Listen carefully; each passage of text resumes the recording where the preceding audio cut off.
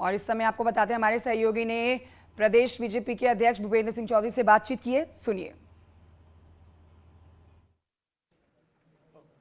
लखनऊ में आज भारी अलर्ट किया गया है पुलिस की ओर से। समाजवादी पार्टी दफ्तर से लेकर के विधानसभा जाने वाले सभी रास्तों पर पुलिस की चप्पे चप्पे पर पहरेदारी है। प्रयास समाजवादी पार्टी के कार्यकर्ताओं की ओर से किया जा रहा है कि वो चौधरी संघ की प्रतिमा पर जाकर के प्रदर्शन कर सकें। हमारे साथ बात करने के लिए मौजूद है बीजेपी प्रदेश अध्यक्ष भूपेंद्र चौधरी जी।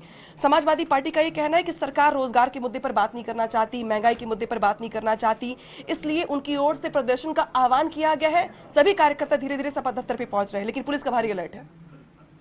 लोकतंत्र में सबको अपनी बात कहने का अधिकार है और विधानसभा का और विधान परिषद का सत्र शुरू होने वाला है। उन्हें विधान परिषद में, विधानसभा में ये जो भी उनके विषय हैं उनको प्रभावशाली तरीके से रखने का जनता ने जो काम दिया है विपक्ष के प्रमुख विपक्षी दल के नाते उन्हें करना चाहिए।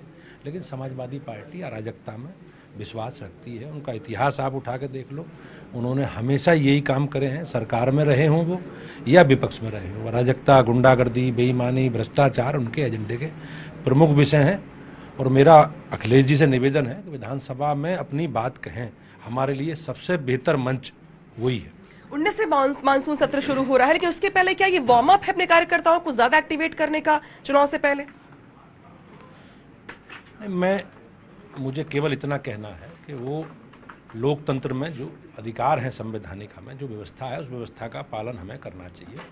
विधानसभा विधान परिषद का सत्र है, उन्हें अपनी वहां जो भी विषय हैं जनता से जुड़े विषय या सरकार की किन्हीं विषयों पर आलोचना करनी है, सरकार से किसी विषय पर जवाब मांगना है, तो हम सब लोग, हमारी सरकार माननीय मुख्यमंत्री जी के नेतृत्व में हम सारे विषयों के लिए जो भी प्रश्न हैं इस प्रदेश की जनता का, जो समाजवादी पार्टी के द्वारा उठाए जाएंगे या जो भी हमारे विपक्षी दल हैं उनके उठाए जाएंगे, उनका सबका जवाब देंगे और सबके समाधान के लिए सरकार प्रयास कर रही है।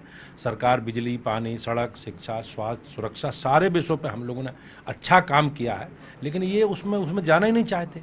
इनके दिमाग में तो अराजकता है, अराजकता के आधार पर ये हो हल्ला करके देश के प्रदेश का ध्यान अपने तरफ खींचना चाहते हैं और जनता सारे विषयों पर समझ चुकी है। अखिलेश जी कहाँ हैं, उनके जो गठबंधन के पार्टनर हैं वो लोग कहाँ हैं आज? वो अपना परिवार संभाल नहीं पा रहे, अपना कुनबा संभाल नहीं पा रहे, अपने गठबंधन पार्टनरों को संभाल नहीं पा रहे, अपनी पार्टी को संभाल नहीं पा रहे। अब वो लेकिन ऑफर तो कर रहे हैं ना केशव मौर्य जी को, उस विषयों से ध्यान भटकाने के लिए सभी अराजकता कर रहे हैं। सर, सपा विधायकों को डिटेन किया, हिरासत में लिया गया, उनको ले जाया जा रहा है इको गार्डन में। सपा विधायकों का कहना है कि सरकार तानाशाही रवैया अपना रही प्रदर्शन करने पर। नहीं, ऐसा नहीं है, कोई तानाशाही। ये एक व्यवस्था है, धारा 144 लगी होगी तो उसके उल्लंघन करने पर जो व्यवस्था है कानूनी, उसका पालन सरकार कर रही है। और कानून का राज है और कानून को अपने हाथ में लेने का अधिकार किसी को नहीं देता। शुक्रिया बात करने के लिए। तो ये भूपेंद्र चौधरी है जो कि बता रहे हैं कि किस तरीके से चूंकि सत्र शुरू हो रहा है, लिहाजा सपा विधायकों को सत्र के भीतर अपनी बात उठानी चाहिए, बजाय इसके कि वो सड़क पे आकर के प्रदर्शन कर रहे और प्रदेश की कानून व्यवस्था को, लखनऊ की कानून व्यवस्था को अपने हाथ में लेने का प्रयास करें। लखनऊ। तो आपने देखा, मेरी सहयोगी ने बात करी है प्रदेश बीजेपी के अध्यक्ष भूपेंद्र सिंह चौधरी से, जिन्होंने कहा कि समाजवादी पार्टी जो है वो प्रदेश में अराजकता फैला रही है। सवाल बनता है कि जहां पर धरना देने की इजाजत है वहां पर धरना क्यों नहीं दिया गया। आप देख रहे हैं किस तरह से शांति व्यवस्था प्रदेश की भंग करने की समाजवादी पार्टी की कोशिश ये बीजेपी की तरफ से कहा जा रहा है। और उसी को लेकर जो आज ये पहला दिन धरने का रखा गया था वो पूरी तरह से फेल साबित हो रहा है। जहां पर धरना देने की इजाजत है, यानी कि इको गार्डन, वहां पर उत्तर प्रदेश की पुलिस बस में भरकर समाजवादी पार्टी के विधायकों को ले गई है। अब आपने देखा हंगामा यहाँ समाजवादी पार्टी के कार्यकर्ताओं का, समाजवादी पार्टी के विधायकों का, जिन्होंने विधानसभा भवन के अंदर पहुंचकर चौधरी चरण सिंह, पूर्व प्रधानमंत्री चौधरी चरण सिंह की प्रतिमा के आगे से इस धरने का आगाज करने की कोशिश की, लेकिन धारा 144 लगा दी गई और बस भरकर समाजवादी पार्टी के विधायकों को इको गार्डन ले जाया गया है।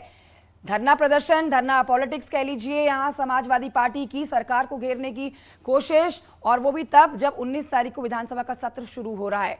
सत्र के शुरू होने से पहले ये 3 दिन का सांकेतिक धरना सरकार को घेरने के लिए कई मुद्दों पर, जिसे आज से शुरू किया गया है।